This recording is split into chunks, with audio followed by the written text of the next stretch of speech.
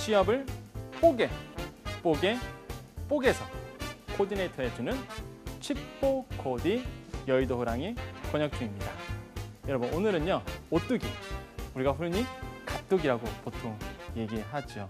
왜 가뚜기라고 할까요? 정말로 좋은 일, 기업 이미지가 워낙 좋다 보니까 우리가 보통 가뚜기 하는데, 여러분 가뚜기처럼 칩보 코디도 그렇게 좋은 이미지, 그다음에 여러분께 정말로 좋은 브랜드, 그다음에 여러분께 정말 도움되는 프로그램이 되고자 노력을 하고 있습니다.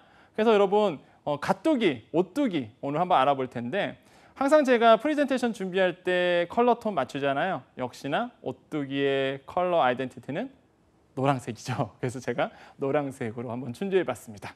한번 오뚜기 기업 분석 해볼까요? 여러분 이거를 통해서 여러분의 자소서, 그 다음에 면접 준비를 꼭 탄탄하게 챙겨주시기를 권유드리겠습니다. 자, 오뚜기 한번 알아보겠습니다. 1971년도 6월 3일에 설립이 됐고요. 한명준 회장이죠. 그 다음에 이강훈 대표로 돼 있고요. 매출액은 2조 2,400억 정도가 났는데 2018년도 사업보고서입니다. 영업이익이 한 1,517억 정도, 당기순이익이 1,600억 정도. 기타 매출이 좀 늘었어요. 사실 당기순이익 같은 경우에는 원래 영업이익보다 낮아지는 게 보통 그렇잖아요. 이제 법인세를 빼야 되니까. 근데 오뚜기 같은 경우는 18년도에 기타 매출이 좀 늘어난 부분이 있었습니다. 그래서 기타 매출이 좀 늘어나서 당기순이익이 영업이익보다 좀 더 많이 나왔죠. 1,600억 정도 나왔다는 거. 인원 연합은 한 3,004명 정도가 돼 있고요. 근데 평균 연봉은 5천만 원 미만으로 돼 있습니다. 좀 더 알아보겠습니다. 자, 남자 여자 나오는데요. 1인 급여액이 한 5천만 원 정도, 그다음에 여자분들이 한 3,200만 원 정도에서 평균 한 3,800만 원 정도의 어떤 포지션 연봉이 포지션돼 있고요. 편속 근속 연수가 굉장히 좀 다른 기업 치고는 굉장히 높게 나옵니다. 8년 정도가 됐는데, 에이 뭐 교수님 8년이 뭐가 높아요? 그러는데요. 여러분 뭐 공기업은 보통 우리가 편속 근속 연수가 한 18년 돼요. 공공기관. 근데 사실 민간 기업 같은 경우에는 8년, 그래서 긴 겁니다. 평균 근속 연수 치면은. 그래서 오뚜기가 그만큼 복지라든지 그 기업 문화가 굉장히 그 근로자들에게 좋게 돼 있기 때문에 제가 보기에는 제 개인적 생각입니다. 그래서 근속 연수가 조금 더 다른 데보다 높지 않나 이런 생각을 해보겠고요. 근데 복지 차원에서 본다면 좀 이따 제가 한번 설명해 드리겠는데 왜 가뚜기인지 그런 것만 봐도 충분한 어떤 타당성이 있는 이야기라고 볼 수가 있습니다. 자, 이렇게 해서 우리가 요약 좀 볼 수가 있겠고요. 자, 오뚜기, 주식회사 오뚜기라고 표기를 하죠. 우리가 보통 얘기하고요. 뭐 줄이면은 주 오뚜기 이렇게도 표현하기도 하고요. 본사는 안양시 동안구에 있습니다. 여러분 그 오뚜기 본사가 어디냐고 시시때때로 물어보신 분들이 있어요. 시시때때는 아니고 간혹 가다가 심심치 않게 물어보신 분이 있는데 안양구에 있습니다. 이 본사가 그냥 안양구입니다. 이렇게 보시면 돼요. 안양시 동안구, 안양시에 있습니다. 자, 그다음에 오뚜기 기업 분석 또 이어가 보겠습니다. 자, 연역가보는 풍림삼사로 이제 창립을 했죠. 71년도에 이제 식품공업으로 이제 법인 전환을 했고요. 74년도, 80년도, 81년도 그래 나왔는데 81년도에 이제 미국 지사를 처음 냈습니다. 그다음에 총 13개, 그러니까 16개의 법인으로 나눠져요. 이게 최근입니다. 그래서 총 16개의 법인이 있는데 아까 위에서 말씀드렸던 뭐 풍림 쪽도 있고요. 그다음에 여기서 제가 좀 이따가 말씀드릴 거예요. 뭐 RDS라든지 아니면 냉동식품 이런 부분도 우리가 좀 알아둬야 할 곳입니다. 이렇게 보시면 되겠고요. 그 다음에 좀 넘어가 볼까요? 부분별 매출 말씀드리겠습니다. 오뚜기를 이해할 때 이 부분을 빼놓을 수가 없는 부분이죠. 건조, 양념, 유지류, 면제품 이렇게 나눠지고요. 쭉 보시면은 어떻게 됐나요? 매출액이 어디가 제일 크죠? 그죠? 면제품류가 매출액이 가장 큽니다. 이거 18년도 사업 보고서입니다. 18년도 사업을 통틀어서 그랬을 때에 봤을 때 어떻게 돼요? 면제품이 한 7,200원 정도가 나오는데 보니까 당기순이익 쪽으로 보면 어떻게 되나요? 당기순이익은 양념 소스보다 조금 더 높죠. 근데 재밌는 건 뭐야? 양념 소스는 매출액이 어떻게 되나요? 면제품보다 한참 낮은데도 불구하고 당기순이익은 엇비슷합니다. 이 얘기가 뭐냐면 오뚜기 입장에서는 면제품보다는 양념 소스류가 사실 남는 장사라고 보시면 되겠죠. 사실 그렇고요. 그래서 우리가 이렇게 사실 이렇게 재무제표를 보면서 이렇게 보통 읽거든요. 항상 그 기업을 분석할 때나 저 같은 경우에도 뭐 이렇게 컨설턴트로서 이야기를 하지만은 사실 기업 분석을 많이 합니다. 평론가 입장이기 때문에 기업 분석을 많이 하는데 이 포트폴리오를 보면서 많은 해석을 하게 되죠. 그래서 재무 분석을 했을 때 역시나 오뚜기는 양념 소스류 부분에 대해서는 굉장히 강자다.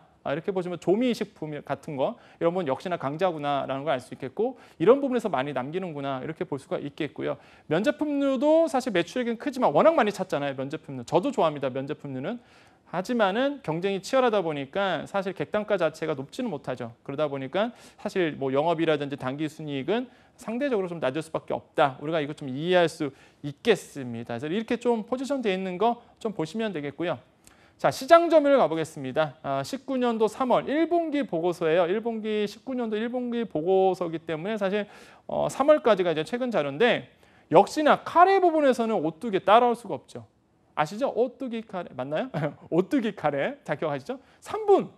뭐 3분 뭐 따라올 수가 없죠. 뭐 93%예요. 93분. 3분 요리는 누가 원조죠? 오뚜기잖아요. 오뚜기. 그래서 뭐 따라올 사람이 없습니다. 시장 점유율이 카레에서는 뭐야? 77%. 3분 요리 같은 경우는 93%의 점유율.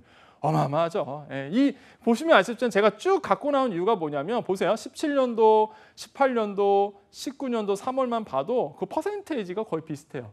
절대로 시장을 뺏기지가 않습니다. 그 정도로 강력하다. 자, 참기름도 49%의 사실 점유율을 기록하고 있고요. 라면 25%입니다. 오뚜기 라면 많이 좋아하시나요? 아무튼 라면도 25% 정도, 오뚜기 밥 30% 정도의 점유율을 차지하고 있다라고 보시면 되겠고요. 항상 오뚜기는 3분류 강조 많이 합니다. 3분류는 우리가 강자다. 뭐 시장 절대 강자죠. 93%니까 뭐 틀린 말은 아니죠. 그래서 3분류 꼭 기억하시면 되겠고요. 자, 지역별 매출 보겠습니다. 18년도 단기 18년도죠. 그러니까 누적으로 본다면 국내와 해외로 나눠지는데 국내는 2조 한 491억 원 나왔고요. 해외에서 한 1976억 원 정도 나왔는데 제가 친절하게 한글로 써드린 이유 뭐냐? 해외 쪽 보자 이거죠. 해외 쪽. 사실 오뚜기의 고민이 여기서 느껴지는 거죠. 제가 마지막에 한 번 더 이 부분이 중요해서 설명을 해드릴 텐데요. 자, 오뚜기가 가지고 있는 고민은 뭘까? 역시나 해외 판매 부분이다라고 봅니다. 물론 표현은 사실 그렇지는 않아요. 우리는 국내 강제하고요. 내수 쪽으로 열심히 하렵니다라고 보통 얘기는 하지만 사실 속은 굉장히 좀 쓰릴 거라고 봅니다. 다시 얘기하면 제가 왜 칩보코드에서 이런 얘기를 할까요? 그렇죠. 그 간지러운 부분을 누가 긁어줘야 된다? 여러분께서 긁어주시면 엄마야 얘 봐라 너무 잘하네. 그 다음에 이 친구 내가 한번 쓰고 싶다. 이 친구 탐나는데 라고 그럴 수가 있겠죠. 어떤 부분을 긁어준다? 해외 쪽. 그렇죠. 해외 쪽을 어떻게 하면 오뚜기가 해외에서 판매해서 잘 나가게 할 수 있을까? 여러분만의 아이디어, 여러분만의 가져난 생각 이런 거를 면접이라든지 자소서에 좀 녹게 된다면 정말로 간지러운 부분 긁어주는 거거든요. 그러면 굉장히 좋아합니다. 그런 부분. 그래서 팩트죠. 제가 이제 근거 자료 갖고 온 겁니다. 자, 국내가 2조, 그러니까 총 매출이 작년에 2조 2,400억 정도 나왔는데 해외가 8.7%입니다. 다른 경쟁사들은 사실 10% 지금 오뚜기는 10%다 지금까지 10% 넘어본 적이 없어요. 10% 이하거든요. 재작년만 해도 8.8%, 더 줄었어요. 작년 8.7%. 거의 2등에 갔는데 경쟁에선 그렇지 않거든요. 굉장히 해외 매출이 잘 나옵니다. 농심 같은 경우에도 굉장히 잘 나오죠. 그런데 오뚜기는 유독 해외 쪽이 약합니다. 이렇게 팩트를 봐도 자료를 봐도 나온다 해서 8.7%에 계속 머물러 있다는 사실 이 부분을 뭐한다? 긁어주라라고 짚어드리겠습니다. 자, 그 지역별 매출 그래서 제가 이렇게 설명을 드렸고요. 매출만 봐도 딱 나오고 있다라고 보시면 되겠습니다. 자, 매출 쳐 나오는데요. 오뚜기가 실제로 매출이 어디서 나오느냐? 국내 쪽만 본다면 대형마트 나오고요. 대형마트가 한 37% 나오네요. 자, 대리점이 16%, 특약점이 28%, 편의점도 6% 정도, 기타 이렇게 나오는데 많은 분들이 물어보십니다. 교수님, 대리점과 특약점의 차이는 뭘까요? 사실 이거는요. 학생들뿐만 아니라 많은 기업체 담당자님들, 그러니까 유통 쪽을 아니신 분들, 내가 뭐 예를 들어서 이런 쪽을 해보고 싶다 하신 분들도 정말로 많이들 물어보시는 질문이에요. 대리점과 특약점은 도대체 차이가 뭘까? 그래서 제가 약간 어렵겠지만 법률적 용어를 좀 가져오겠습니다. 자, 대리점과 특약점과 대리점의 차이. 공급업자가 자신의 유통망이 아닌 제3자의 유통망을 이용해서 거래하는 방식은 크게 보다 두 가지로 나눌 수 있죠. 우리가 지금 얘기하고 있는 거 특약점과 우리가 대리상이라고 얘기했는데 대리점 이렇게 이해할 수 있겠는데요. 두 가지 방식이에요. 한마디로 제3자에게 공급하는 방식은 유통업자가 공급자의 명의와 계산으로 거래하는 방식이 특약점, 유통업자가 유통업자의 명의와 계산으로 거래하는 것을 우리가 대리점, 대리상이라고 보통 표현을 합니다. 좀 어렵죠? 그래서 제가 좀 더 쉽게 설명해 드리겠습니다. 자, 요거 보시면 돼요. 자, 특약점은 디스트리뷰터는 방식은 유통업자가 공급자로부터 거래 대상 물품을 뭐 한다? 구매한 후. 이런 걸 우리가 보통 뭐라고 하죠? 직매입한다고 그러죠. 직매입이라고 그럽니다. 직매입. 내가 유통업자인데요. 공급업자한테 내가 그걸 사요. 산 다음에 팔아버립니다.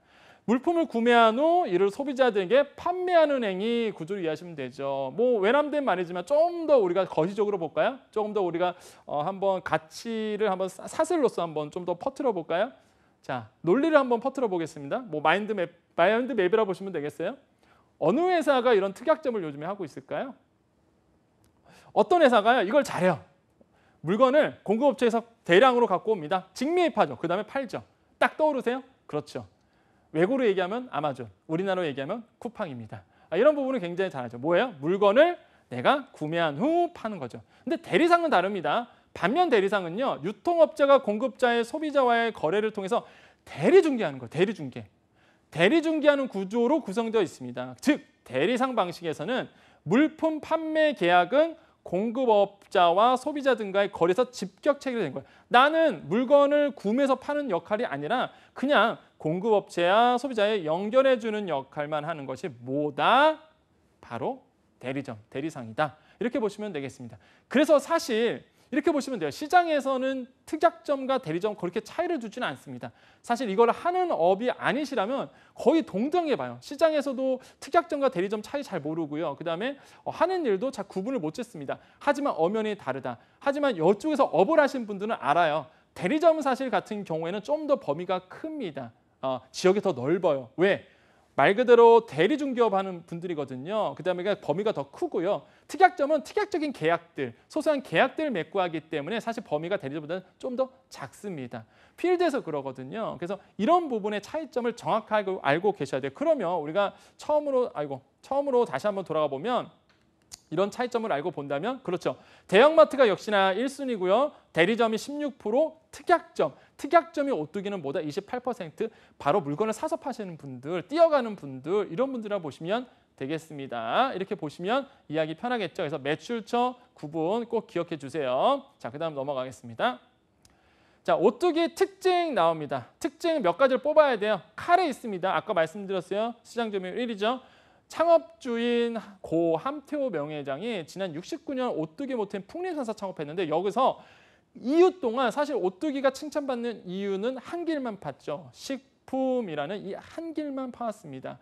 사실 카레는요, 일본 음식이죠. 일본에서 먼저 했는데 사실 이거를 우리는 그동안 수입해서 썼단 말이죠. 야, 아니다. 우리도 이거 한번 만들어 보자 해서 카레를 국산한 게 바로 오뚜기다. 그래서 지금까지도 시장 점유율을 이끌고 있다라고 보시면 되겠습니다. 자, 그다음 또 뭐가 있을까요? 마요네즈 빼놓을 수가 없죠. 마요네즈 같은 경우는 한국 크노르라는 어떤 기업에서 이걸 만들어 왔는데 72년도에 뭐예요?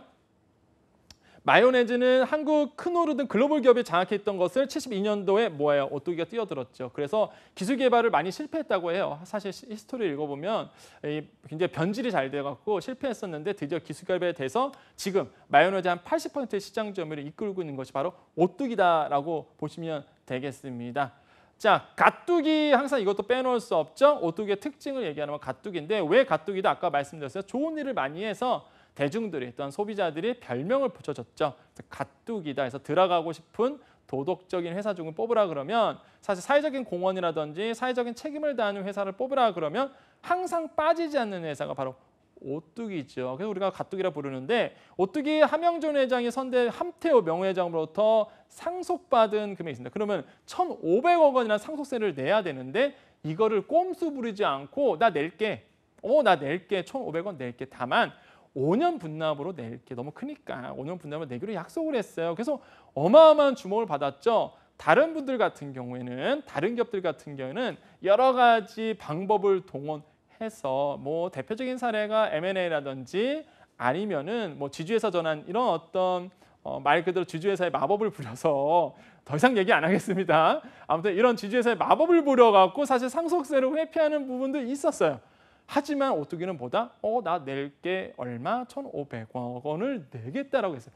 우와 박수 쳤죠. 시장에서는. 와 가뜩이 이랬습니다. 그래서 가뜩이에요. 가뜩이. 오뚜기가 주목받는 이유는 전체 직원 가운데 또 한 가지 뭐다? 비정규직이 1% 이하라는 사실. 이것도 굉장히 시장에서는 칭찬을 받았죠. 심지어 여러분 매장을 나가시면은 오뚜기 제품 팔고 계시는 분들도 정규직이라는 사실. 이거 굉장히 중요한 포인트였죠.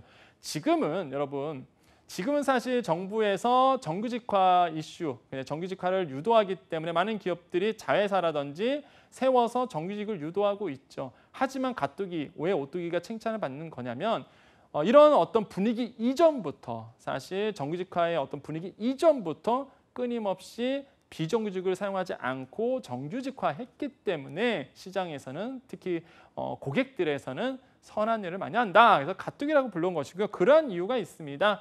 자, 2000년대 이것도 있었죠. 사례가 뭐냐면은 어떤 토스트 가게가 무교동에서 노숙자들에게 이렇게 나눠줬대요. 이렇게 나눠줬는데 근데 이제 그걸 오뚜기가 알고 뭐냐면은 소스를 무상 제공했다고 합니다. 그래서 이제 가뚜기라고 했는데 아까 얘기했던 얘기는 안 했었죠. 제가. 그죠? 여기 나오네요.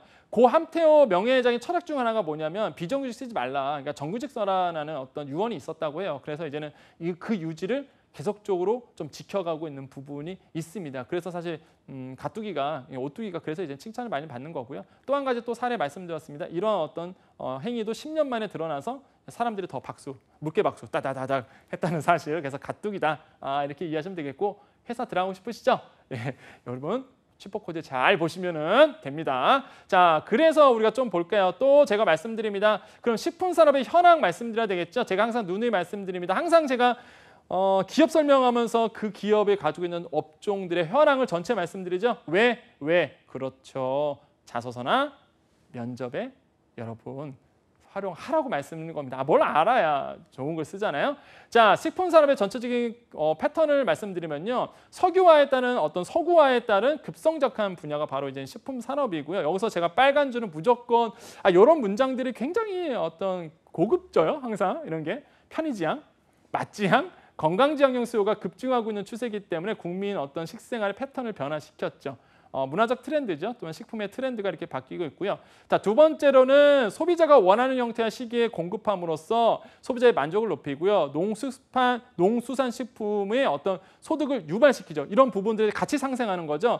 그 자체가 생산활동을 영위하기 때문에 고용 및 부가가치를 창출한다. 그러니까 식품산업 자체는 그 산업, 오뚜기만 성장하는 게 아니라 그와 관련된 우리가 보통 가치사슬이라고 보통 얘기도 하기도 합니다. 관련된 여러 가지의 가치들, 이런 것들도 고용 및 부가가치를 창출한다라고 보면 되겠고요. 또한 식품의 특성은 뭐냐면 독자적인 경제 행위를 하고 있다 말씀드렸고요. 네 번째는 뭐다? 국민 경제의 다른 부분에 영향을 크게 미치죠. 식품이다 보니까 반대로 다른 부분의 변화에 의해 영향을 받습니다. 그래서 우리가 보통 얘기하면 유기적 관계다라고 보통 얘기하죠. 식품산업은에서 유기적 관계를 형성하고 있다라고 보통 얘기합니다. 이런 어떤 문장들, 이런 표현들 꼭 알아두시면 좋겠다라고 말씀을 드리겠습니다. 제가 항상 말씀드려요. 그 필드에 그 업종에 자주 쓰는 용어들이 있어요. 그렇기 때문에 제가 말씀드리는 겁니다. 그런 용어를 자주 쓰셔야 뭐가 된다? 이 친구가 전문가네 라고 보는 거죠. 자, 그러면 산업이 이렇게 돼 있다면, 산업이 이렇게 흘러가고 있다면, 이렇게 서구화가 되고 소득이 증가되면서 뭐 한다? 조금 더 다양한 음식, 조금 더 건강한 음식, 그다음에 조금 더 간편조리식 음식을 찾는다 그런다면 아니 그러면 오뚜기는 어떤 전략을 가지고 있을까? 이게 핵심 포인트죠. 그래서 오뚜기의 전략 이런 부분을 좀 우리가 알아보겠습니다. 첫 번째는 오뚜기의 브랜드 전략을 우리가 눈여겨보셔야 되는데요. 여러분 한번 오뚜기 제품을 한번 보세요. 물론 옛날이라는 브랜드도 쓰기도 합니다. 하지만 대부분 보면 오뚜기, 오뚜기 카레, 오뚜기 3분 짜장 이렇게 돼 있어요. 뭐예요? 간편조리식. 우리가 보통 HMR이라고 얘기하죠. 간편조리식이죠. 가정간편식 같은 경우에는요. 오뚜기는 그 자체가 오뚜기 브랜드를 씁니다. 이게 가장 핵심적이죠. 왜 그럴까요? 오뚜기의 포지셔닝, 그러니까 우리가 보통 여러분 마케터라고 보시고요. 생각해 보세요. 오뚜기를 과연 사람들에게 어떻게 포지션을 할까? 우리가 보통 이제 STP 얘기하잖아요. 어떻게 우리가 STP를 통해서 이 포지션을 어떻게 할까 했을 때 아니 간편조리식은 오뚜기다. 이게 공식이 되죠. 왜? 처음에 우리나라의 간편조리식을 처음 만든 회사가 오뚜기 아닌가요? 그렇기 때문에 사람들은 3분 짜장, 3분 요리하면 오뚜기를 떠오르게 되고요. 그렇죠? 뭐 카레, 오뚜기를 떠오르게 되죠. 그러니까 굳이 다른 브랜드를 굳힐 필요 없어. 굳이 다른 브랜드를 내가 만들 필요 없어. 우리 오뚜기로 가. 이런 어떤 브랜드 전략을 가지고 있죠. 그래서 오뚜기 제품 역사가 HMR의 역사와 같다. 이렇게 보시면 되겠고요. 자, 오뚜기 저 브랜드 전략 좀 나옵니다. 3번 카레 아까 얘기했던 내용이에요. 오뚜기 신제품의 80%가 뭐한다?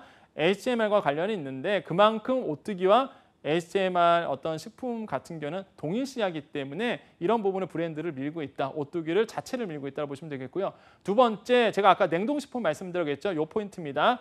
계열사와 분업과 현업을 통한 전문성과 효율성을 상승시킨다. 그게 뭐 뜻이냐면요. 첫 번째, 자 대부분 제품군은 오뚜기에서 생산하지만 냉동 쪽은요. 어디서 생품하면 조흥이라는 아니면 노뚜기 냉동식품과 조흥이라는 계열사입니다.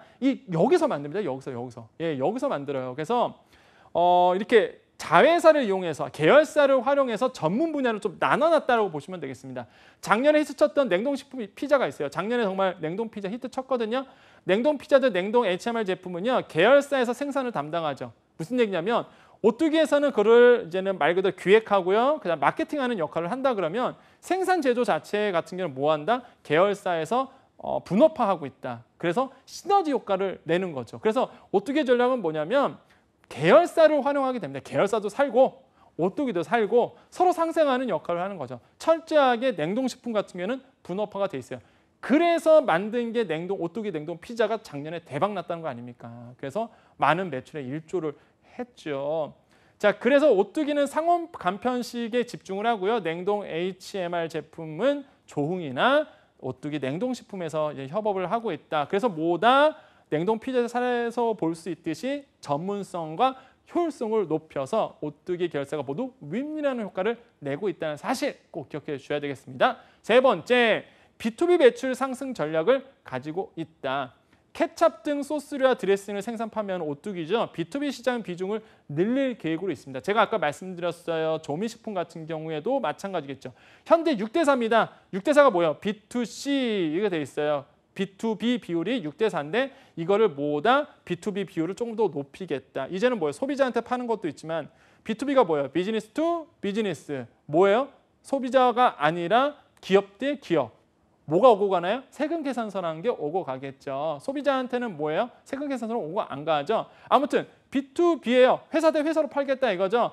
한마디로 원소스를 주고 이것을 니네가 가공해서 만들어 소비자한테 파는 거겠죠. 그래서 나는 B2B의 역할을 좀 더 늘리겠다. 오뚜기는 그런 전략을 가지고 있습니다. B2B의 매력은요. 고정적인 공급처, 그러니까 수요처가 생긴다는 거죠. 고정적으로 내 물건을 사가지고 가거든요. 그렇기 때문에 B2B의 비율을 좀 늘리겠다 이런 전략을 가지고 있고요. 조미식품 B2B 수요가 증가되고 있기 때문이다. 이 부분 제가 빨간 줄로 쳤던 이유가 아까 제가 조미식품 말씀드렸잖아요. 이 부분과 맥락을 같이 하는 거죠. 조미식품은 뭐다? B2B이기 때문에 음식을 만들 때 조미 안 들어가나요? 향신료 안 들어가나요? 뭐 소스 안 들어가나요? 들어가죠. 이런 거를 가지고 음식을 만들기 때문에 어쩔 수 없이 납품을 받아들이고 사야 되거든요. 이런 부분에서 조금 더 투자를 하고 조금 더 이 포트폴리오를 늘려가겠다. 이런 전략을 가지고 있는 겁니다. 자, 네 번째, 글로벌 오뚜기가 아닌 내수에 집중하고 있다. 제가 초반에 말씀드렸습니다.